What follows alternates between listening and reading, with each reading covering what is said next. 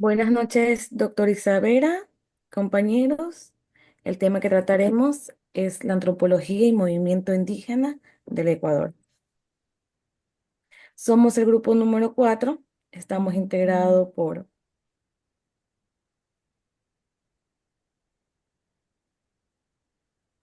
Mayerlin Echeverría Pata, Angie Martillo Caicedo, Mayra Ipiales Martínez, Marbeli Chaquinga Villares, Catherine Simbaña Pelatuña, Nasli Rosales Alcilva, Kerly Vargas Rodríguez. La antropología y el movimiento indígena en Ecuador están estrechamente relacionados, ya que la disciplina ha ayudado a analizar y visibilizar las luchas indígenas, mientras que el movimiento indígena ha transformado la vida política y social del país. Cuando hablamos de la antropología y movimiento indígena ecuatoriano, nos referimos a la relación entre disciplinas académicas. La antropología, que estudia las culturas, estilos de vida y cosmovisiones de los pueblos y los actores sociales y políticos.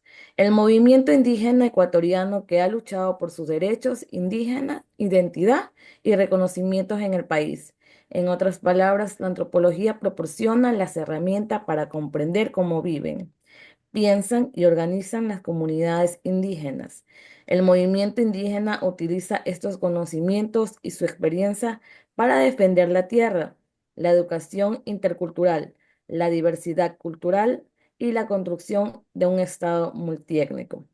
Juntos han permitido que las demandas indígenas pasen de la invisibilidad a la centralidad en la política y la sociedad ecuatorianas.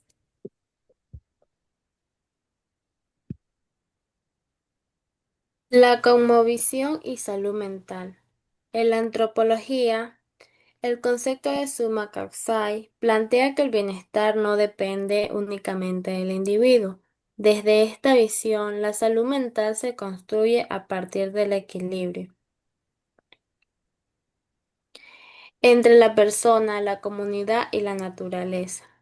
Conceptos como el summa causa, el buen vivir, redefinen la psicología clínica tradicional. Aquí el bienestar no solo es individual, sino que también depende de la armonía, la comunidad y la naturaleza. El Summa Kasai o Buen Vivir plantea que la salud mental no depende solo de cómo se siente una persona de manera individual, sino también desde la antropología se entiende un poco más de que el bienestar también está relacionado con la convivencia, con la comunidad y el respeto por la naturaleza. Es decir, que para estar bien emocionalmente no basta solamente con el equilibrio personal, sino también que convivir con armonía con las personas y en el entorno que nos rodea.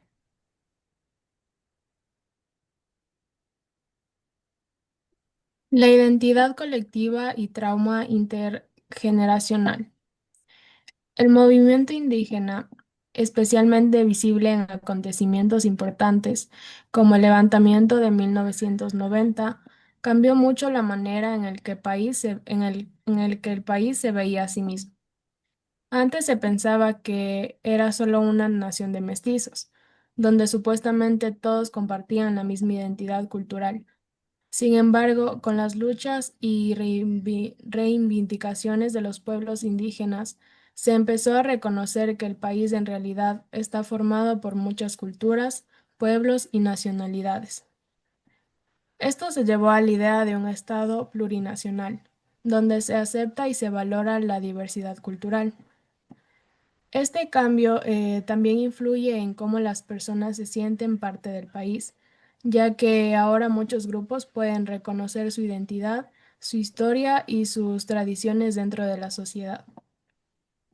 Por otro lado, cuando se habla de trauma intergeneracional, la psicología intenta explicar cómo ciertos problemas emocionales o sociales que existen hoy pueden venir de experiencias difíciles del pasado. En el caso de muchos pueblos indígenas, las consecuencias de las colonizaciones, la discriminación y la exclusión social no solo afectaron a una generación, sino que esas experiencias se han ido transmitiendo de padres a hijos a lo largo del tiempo.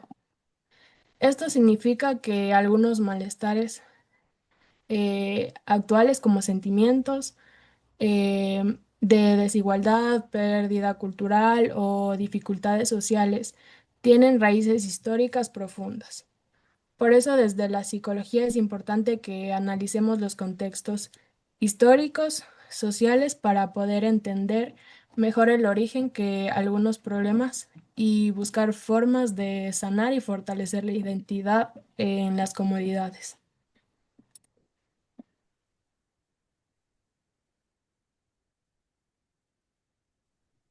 Hitos que marcaron la psique colectiva. El primero es el levantamiento indígena de 1990. Bueno, el levantamiento indígena de 1990 en Ecuador representó un momento histórico en sí, que marcó profundamente la conciencia colectiva del país. Este acontecimiento significó el verdadero despertar social y político para los pueblos indígenas más que todos, quienes durante muchos años habían permitido eh, tanto invisibilizados dentro de la estructura del Estado y también de la sociedad. A través de movilizaciones, protestas y la ocupación de espacios públicos, los pueblos indígenas lograron llamar la atención sobre sus demandas, relacionadas en sí con el reconocimiento tanto de sus derechos, de su cultura, de sus territorios y sobre todo de su identidad. Psicológicamente, este evento transformó la imagen en sí que existía sobre los indígenas, más que todo pasando de ser vistos como un grupo marginado o pasivo a ser reconocido ya como actores sociales y políticos, capaces en sí de organizarse, de resistir y también de participar activamente en lo que es la construcción del país. Este hecho también fortaleció el sentido de identidad, de orgullo y la unidad dentro de las comunidades indígenas. Ahora, por otro lado, tenemos lo que es la Constitución de 2008. La aprobación de la Constitución del Ecuador de 2008 marcó otro momento clave en sí para la identidad y la conciencia colectiva del Ecuador. Con esta Constitución no solamente se reconoció oficialmente al país como un Estado tanto plurinacional como intercultural, sino que también significó un avance importante en sí para lo que es el reconocimiento de la diversidad cultural que existe en nuestro territorio. Este marco legal permitió que muchas culturas, lenguas y saberes ancestrales de los pueblos indígenas y también de otras nacionalidades sean valorados en sí y protegidos como una parte fundamental de la identidad de nuestro país. Además de que también se otorgó los derechos colectivos relacionados con la educación tanto intercultural bilingüe y también la protección de los territorios ancestrales y sociales. Y este reconocimiento ayudó a fortalecer lo que era la autoestima cultural de los pueblos indígenas, se podría decir, porque promovió en sí una visión más inclusiva de lo que es la sociedad ecuatoriana, donde no solamente la diversidad se ve como algo folclórico o secundario, sino más bien como una riqueza que ya hace parte esencial de nuestra nación ecuatoriana.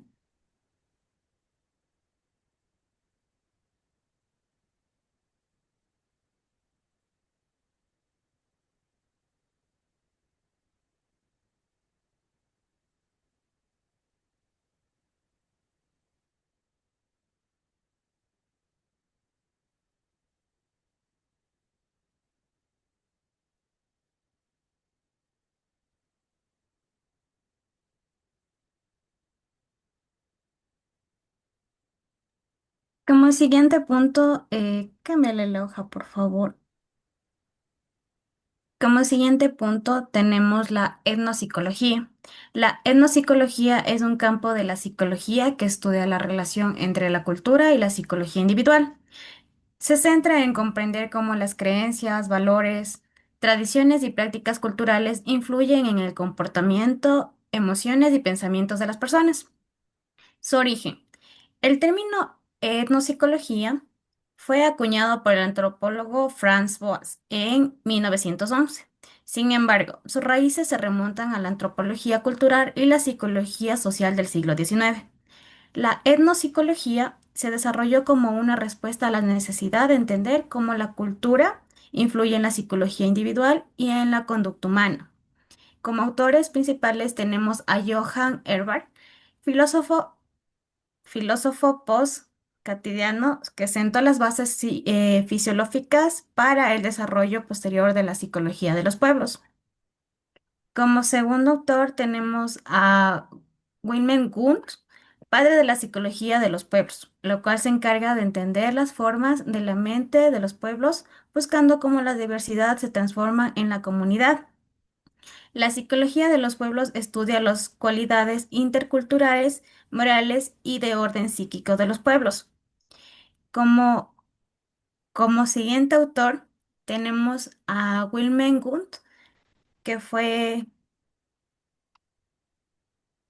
ay, perdón, tenemos como a Ratzel, geógrafo alemán, que plantea en su antropogeografía que la etnología no solo se debe a la razón de las cualidades, sino de la habitación de los pueblos, que deben investigar cómo han nacido los pueblos y cómo han conseguido sus hábitos básicos y espirituales.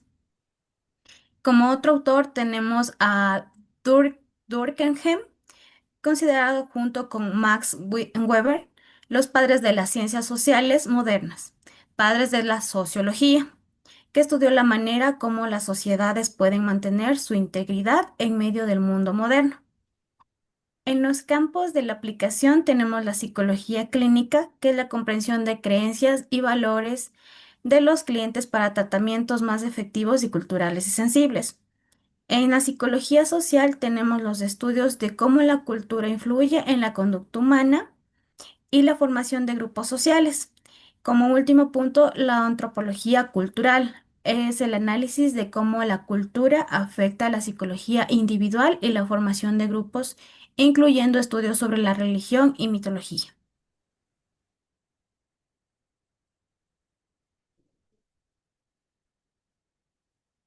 Medicina ancestral versus psicología.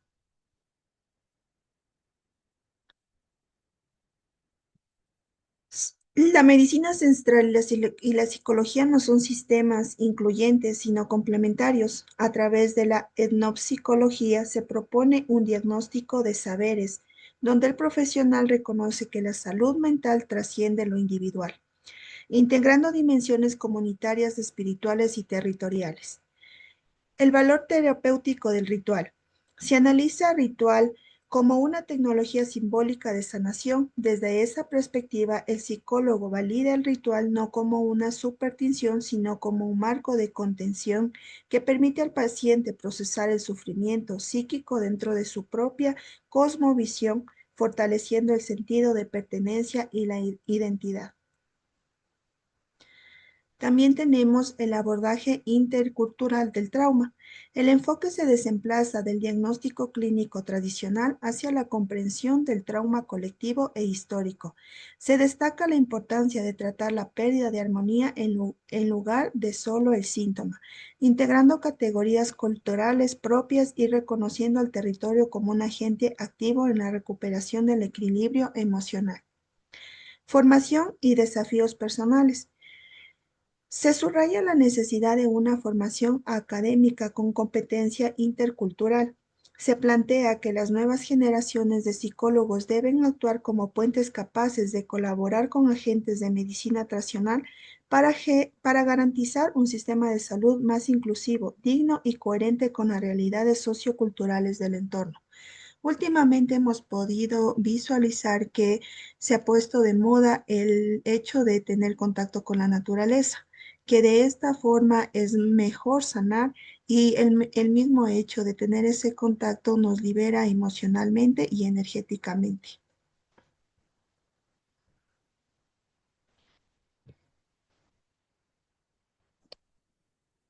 ¿Cómo el autor que eligió detalla el movimiento indígena? Bueno, yo elegí a Nina Pacari como el autor a detallar el movimiento indígena en Ecuador.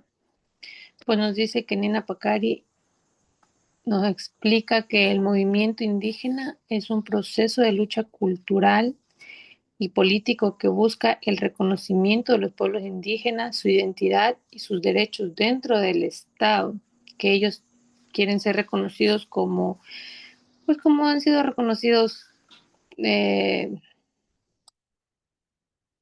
de las diferentes regiones del Ecuador. Ella luchó, bueno, sigue luchando para que también el movimiento indígena sea reconocido.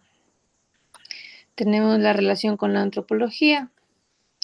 La cultura es un conjunto diverso de 15 nacionalidades ancestrales, mayormente en el Quichua, en la Sierra y la Amazonía. Las formas de organización social se basa en estructuras ancestrales.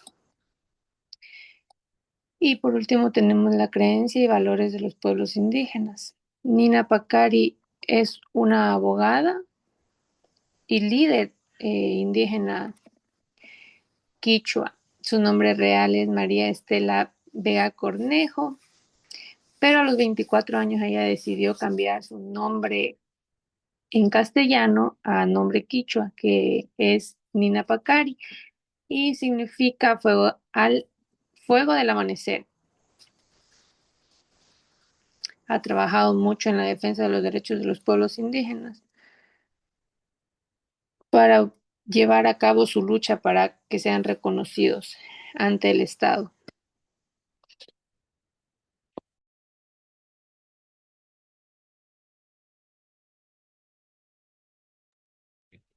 En conclusión a todo esto, tenemos de que desde la antropología la salud mental se entiende considerando la cultura, la historia y la vida en la comunidad. Conceptos como el Sumakasai muestran que el bienestar no es solamente individual, sino que también depende del equilibrio con la comunidad, la naturaleza, y por ello la psicología y la etnopsicología buscan integrar los saberes científicos como los conocimientos ancestrales para comprender mejor la salud mental en cada contexto cultural. Además de eso, quiere decir de que la antropología viene a explicar que la salud mental también está relacionada con la cultura, la historia y la vida en la comunidad, y que el Summa Caxai nos enseña que para tener un bienestar debe de existir el equilibrio entre la persona, la comunidad y la naturaleza. Además de eso, busca combinar la psicología con los conocimientos ancestrales para entender mejor la salud mental en cada cultura. Muchas gracias. Esta ha sido nuestra exposición. Espero les guste.